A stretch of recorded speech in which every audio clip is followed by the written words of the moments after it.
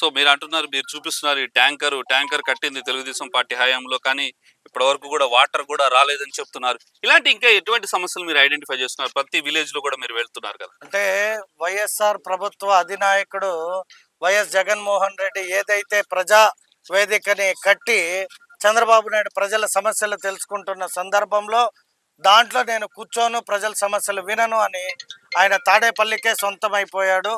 తాడేపల్లి నుండే నేను పెట్టిన 5గురు పరిపాలిస్తారు అన్న విధంగా ఆయన పరిపాలన ప్రజలంతా చూశారు.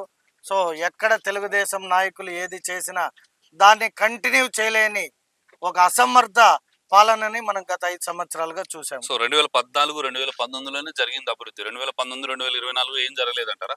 జరిగింది ఏదన్నా ఉంటే మీరు ప్రజలతో మాట్లాడొచ్చు. ప్రజలు ఏదన్నా జరిగినట్టు చెప్పితే మీరు మీడియా మిత్రులు ప్రజలకి నాయకులకి వారధి లాంటి వాళ్ళు నిజంగా కూడా డెవలప్మెంట్ చేస్తుంటే ఎవరైనా హర్షిస్తాం.